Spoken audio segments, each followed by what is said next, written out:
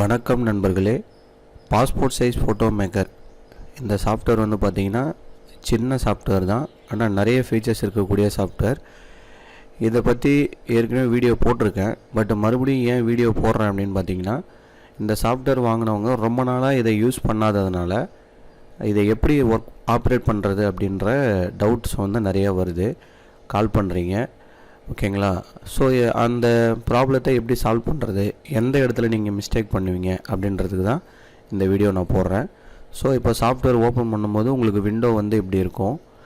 இதில் வந்து நீங்கள் ப்ரீசெட் அப்படின்ற ஆப்ஷனை கிளிக் பண்ணிவிட்டு உங்களுக்கு எந்த மாதிரி ப்ரீசெட் வேணுன்றதை செலக்ட் பண்ணிக்கலாம். அதாவது பாஸ்போர்ட் சைஸா, ஸ்டாம்ப் சைஸா, இல்லை விசிட்டிங் கார்டு சைஸான்றதை நீங்கள் இங்கே செலக்ட் பண்ணிக்கலாம்.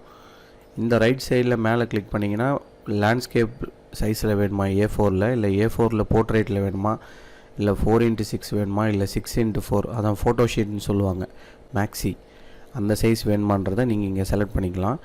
இந்த 4x6னால் 6 காப்பி வரும், 6x4னால் 8 காப்பி வரும், A4 போர்ட்ரேட்னா 30 காப்பி வரும். ஸோ அந்த மாதிரி நம்ம இங்கே செலக்ட் பண்ணுறது தான் இங்கே. அது நான் இப்போதைக்கு 6x4 வச்சு காட்டுறேன். அதாவது 8 காப்பி தான் மேக்ஸிமம் எல்லாம் எடுப்பாங்க, அதை வச்சு காட்டுறேன்.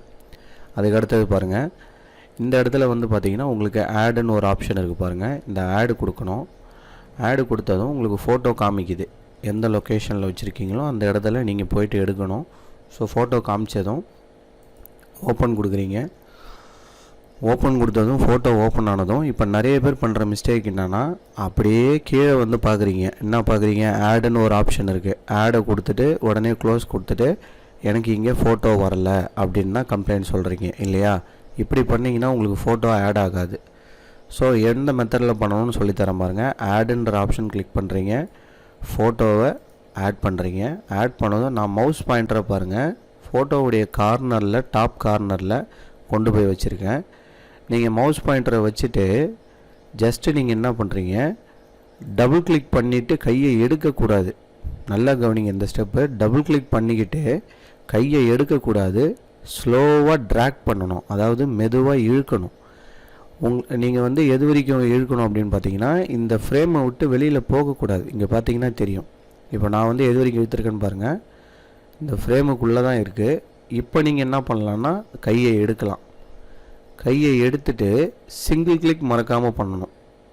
கையை எடுத்துகிட்டு நீங்கள் என்ன பண்ணணும், சிங்கிள் கிளிக் பண்ணணும். இப்போ சிங்கிள் கிளிக் பண்ணதுக்கப்புறம் பாருங்கள், நான் மவுஸ் பாயிண்டரை ஈஸியாக எங்கே வேணாலும் என்ன பண்ண முடியும், நான் வந்து இதை கொண்டு போக முடியும். இப்போ உங்களுக்கு எந்த இடத்துல அந்த ஃப்ரேம் வேணுமோ அங்கே நீங்கள் நவுத்திட்டு போய் வச்சுக்கலாம். இப்போ தான் நீங்கள் என்ன பண்ணணும், ஆட் ஆப்ஷன் கொடுத்துட்டு க்ளோஸ் கொடுக்கணும். கொடுத்தா தான் உங்களுக்கு ஃபோட்டோ வந்து இந்த இடத்துல ஆட் ஆகும். இப்போ பாருங்கள், நான் இந்த ஃபோட்டோவை இந்த ஃபைல் நேம் மேலே கிளிக் பண்ணதுமே உங்களுக்கு ஃபோட்டோ இங்கே காமிக்கும். அதுக்கப்புறமா தான் நீங்கள் என்ன பண்ணணும், ப்ரிவ்யூ ஆப்ஷனை வந்து கிளிக் பண்ணணும். ப்ரிவ்யூ ஆப்ஷனை கிளிக் பண்ணதும் உங்களுக்கு ஃபோட்டோ வந்து இங்கே ஆட் ஆகிடும். இப்போ நீங்கள் என்ன பண்ணணும், சேவ் ஆப்ஷன் கொடுத்து உங்களுக்கு எந்த லொக்கேஷனில் ஃபைலை வந்து சேவ் பண்ணணுமோ நீங்கள் வந்து போட்டு சேவ் பண்ணிக்கலாம். ஓகேங்களா? சரி, இப்போ அந்த சேவ் பண்ண ஃபைலை உங்களுக்கு ஓப்பன் பண்ணி காட்டுறேன்.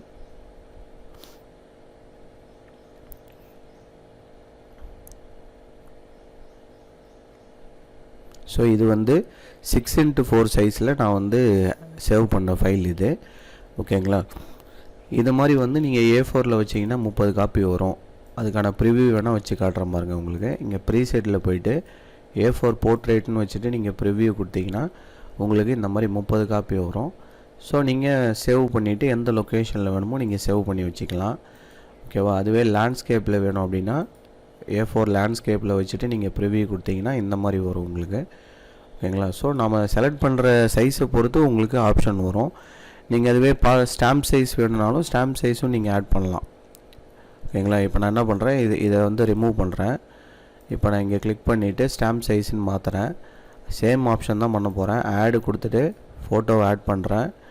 ஃபோட்டோவுடைய கார்னரில் வச்சு டபுள் கிளிக் பண்ணிக்கிட்டே என்ன பண்ணுறேன், கையை எடுக்காமல் மெதுவாக ட்ராக் பண்ணுறேன். சேம் மெத்தட் தான். அதுக்கப்புறமா கையை எடுத்துகிட்டு சிங்கிள் கிளிக் பண்ணுறீங்க. இந்த கையை எடுத்துகிட்டு சிங்கிள் கிளிக் பண்ணால் தான் இந்த ஃப்ரேமை வந்து உங்களால் என்ன பண்ண முடியும், இந்த மாதிரி நகர்த்த முடியும். இந்த ஸ்டெப்பை நீங்கள் ப்ராப்பராக பண்ணுங்கள், ஈஸியாக பண்ணலாம்.